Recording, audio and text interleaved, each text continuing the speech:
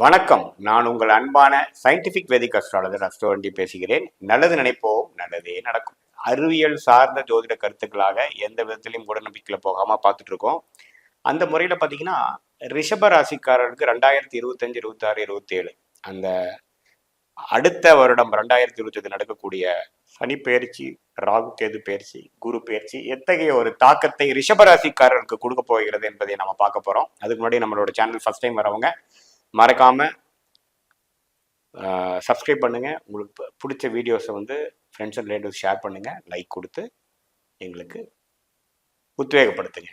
இப்போ பார்த்தீங்கன்னா, ரிஷபராசிக்காரர்களுக்கு ஒரு அருமையான ஒரு மாற்றங்கள் நிறைந்த ஒரு ஆண்டாக 2025 வருகிறது. காரணம் பார்த்தீங்கன்னா, ராகு வந்து 12ஆம் இடத்தில் 11ஆம் இடத்தில் இருக்கக்கூடிய ராகு 10ஆம் இடத்துக்கு மாறுகிறார். சனி 11ஆம் இடத்துக்கு வருகிறார். இது வரைக்கும் 10ஆம் இடத்திலிருந்து வேலை நிமித்தமாக அதிக முயற்சியும் அதிக உழைப்பும் கொடுத்துட்டு இருந்த ரிஷபராசிக்காரர்களே 11ஆம் இடம் என்று சொல்லப்படுகிற லாபஸ்தானத்துக்கும் ஒரு கோல்டன் டைம், கோல்டனான ஒரு ஏரியாவுக்கு வருகிறார் சனி. ஸோ இதை வந்து நீங்க இது வரைக்கும் 2.5 வருடத்துக்கு உழைத்த ஒரு உழைப்புக்கு நல்ல ஒரு அறுவடை செய்யக்கூடிய ஒரு காலகட்டம் 2025 மார்ச் ஏப்ரலுக்கு அப்புறம் நடக்கக்கூடிய சனி பயிற்சி ரிஷபராசிக்காரர்களாக உங்களுக்கு கண்டிப்பாக கொடுக்கிறார்.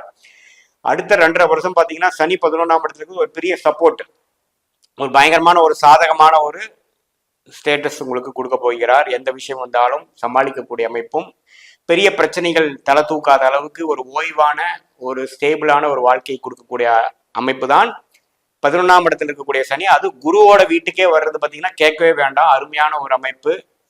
ஸோ ரிஷபராசிக்காரர்களாம் இதுவரைக்கும் செய்த உழைப்புக்கு, அது வேலையில் இருக்கிறவங்களா இருந்தாலும் சரி, தொழில் அதிபர்களாக இருந்தாலும் சரி, முதலீட்டாளர்களாக இருந்தாலும் சரி, வெளிநாடு வெளிமாநிலம் போய் அங்கே ஜெயிக்கணும்னு நினைக்கக்கூடிய நபர்களாக இருந்தாலும் சரி, மாணவர்களாக இருந்தாலும் சரி, எல்லாத்துக்குமே ஓரளவுக்கு நல்ல ஒரு அமைப்பு கொடுக்கக்கூடிய அந்த 11ஆம் வீட்டு சனி அடுத்த 2.5 வருடங்கள் 2025, 26, 27க்கு கொடுக்க போகிற அமைப்பு இருக்கு. ராகு பார்த்தீங்கன்னா 10ஆம் இடத்துக்கு இடர் பெயர்றது வந்து தொழில் வேலை விஷயத்துல வந்து அதிகமான ஒரு இருந்த ஒரு இன்னுமே வந்து கண்டினியூ ஆகக்கூடிய விஷயங்கள் உண்டு.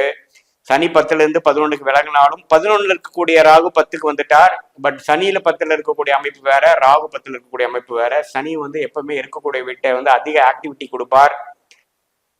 வேலை நிமித்தம் தொழில் அதுல பயங்கர உத்வேகத்தை கொடுத்துட்டு இருந்த சனி இப்ப 11ஆம் இடத்துக்கு போய் அதோட அறுவடை, அதோட லாபத்தை, அதோட பலனை அணிவிக்கக்கூடிய அமைப்பு கொடுத்தாலும் ராகு 10ஆம் இடத்துக்கு வந்து இன்னும் சில அபிவிருத்திகள், சில விஷயங்கள் இன்னுமே அதிகமாக வேற ஆங்கிள் நாம போய் சில இந்த நல்ல நேரத்தை மற்ற ஒரு நல்ல ஒரு முயற்சிக்காகவும் நல்ல ஒரு டெவலப்மெண்ட்டுக்காகவும் யூஸ் பண்ணக்கூடிய உத்வேகம் கண்டிப்பாக 10ஆம் இடத்துல இருக்கக்கூடிய ராகு ரிஷபராசிக்காரர்கள் கொடுப்பார். அது ராகு திசை நடக்கிறவங்களுக்கு பார்த்தீங்கன்னா ஒண்ணுமே வேலை நிமித்தமா, தொழில் நிமித்தமா அதிகமான முயற்சிகள், புதுசா ஒரு ஏரியால போகிறது, இது வரைக்கும் போகாத ஏரியால போகிறது, சோசியல் மீடியா, டெக்னாலஜி, அது மாதிரி லைன்ல இருக்கிறவங்களுக்குலாம் நல்ல ஒரு முன்னேற்றத்தை கொடுக்கக்கூடிய அமைப்பு கண்டிப்பாக உண்டு.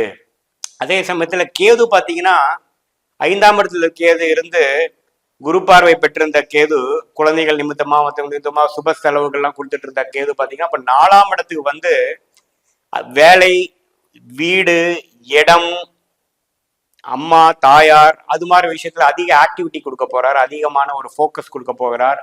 வீடு சம்மந்தப்பட்ட விஷயங்கள், இடம் சம்மந்தப்பட்ட விஷயங்கள், வண்டி வாகனம், அதாவது 4ஆம் பாவம் சம்மந்தப்பட்ட எல்லா விஷயங்கள்லையும் பார்த்தீங்கன்னா அதிகமான ஒரு டெவலப்மெண்ட். அதாவது ஒரு வண்டியை கொடுத்து இன்னொரு வண்டி வாங்குறது, பழசை சரி பண்றது, வீட்டை பெருசுப்படுத்துறது, ஒரு இடத்தை கொடுத்து இன்னொரு இடம் வாங்குறது, அது மாதிரி பல விஷயங்கள் செய்யக்கூடிய அமைப்பு இருக்கு. தாயாரின் உடல் நலமும் கொஞ்சம் கேர்ஃபுல்லா இருக்கக்கூடிய அமைப்பு ரிஷபராசிக்காரர்களுக்கு உண்டு.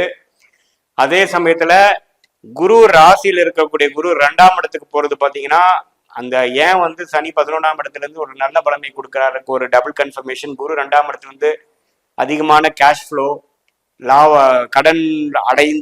கடன் அடைவதனால் அதிகமான பணம் தங்குவது, நமக்கு வருமானம் அதிகமாக வருவது, மறைமுக வருமானம், ஸ்டாக் மார்க்கெட் வருமானம், இடம் வீடு வித்ததுல ஒரு காசு, அது மாதிரி பல விஷயத்துல நல்ல ஒரு நிதி புழக்காட்டம் வரக்கூடிய அருமையான அமைப்பு குரு 2ஆம் இடத்துக்கு வரக்கூடிய அமைப்பு இருக்கு. ஸோ சனி வந்து மார்ச் மாதம் மாறுவதும், ராகு ஏப்ரல் மாதம் மாறுவதும், குருவும் அதே மாதம் கடைசி மாறுவதும் பார்த்தீங்கன்னா அடுத்த வருஷம் ஏப்ரல் மாதம் டைம்ல பார்த்தீங்கன்னா பல விஷயங்கள் டக்குன்னு அடுத்தபடியாக மாறக்கூடிய அமைப்புகள் வந்து ரிஷபராசிக்காரங்க நல்லாவே ஃபீல் பண்ண போறாங்க.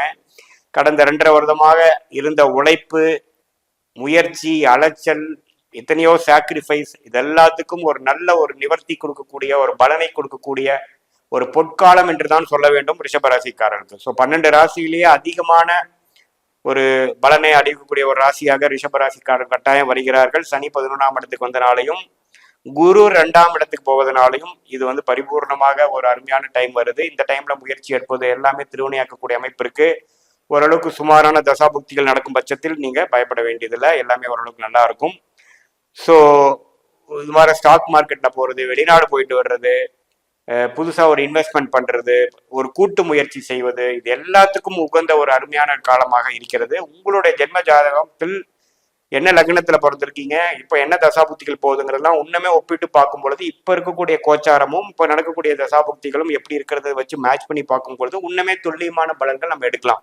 இப்போ ஃபார் எக்ஸாம்பிள் ராகு திசை நடந்ததுன்னா 10ஆம் வீடுங்கிற தொழில்ஸ்தான விஷயத்துல நிறைய ஒரு ஆக்டிவிட்டி நடக்குது என்றும், சனி திசையா இருந்ததுன்னா அது நல்ல லாபத்தை கொடுக்கக்கூடிய அமைப்பா இருந்தும், குரு திசையா இருந்ததுன்னா 2 8ஆம் இடம் சம்மந்தப்பட்ட குருவா இருக்கிறதுனால கொஞ்சம் முதலீடுகள், கூட்டு முயற்சி, வெளிநாடு விஷயங்கள், அது மாதிரி விஷயங்கள்லாம் வரக்கூடிய அளவுக்கு நம்ம வந்து அது துல்லியமா பார்த்து நம்மளால சொல்ல முடியும். ஸோ பொதுவாக பார்க்கும் பொழுது ரிஷபராசிக்காரர்களுக்கு ஆண்டு கிரகம் என்று கூடக்கூடிய சொல்லப்படுகிற சனி, ராகு, கேது, அதே மாதிரி குரு எல்லாமே நல்ல ஒரு பயிற்சி பெறுவதனால் ஒன் ஆஃப் த நல்ல ஒரு 12 ராசிலேயே ஒரு நல்ல பலனை பெறக்கூடிய ஒரு மாற்றத்தை கொடுக்கக்கூடிய ஒரு ஆண்டாக 2025 ரிஷபராசிக்காரர்கள் கட்டாயம் இருக்கும். மீண்டும் மற்றொரு காணொலியில் சந்திப்போம். நன்றி, வணக்கம்.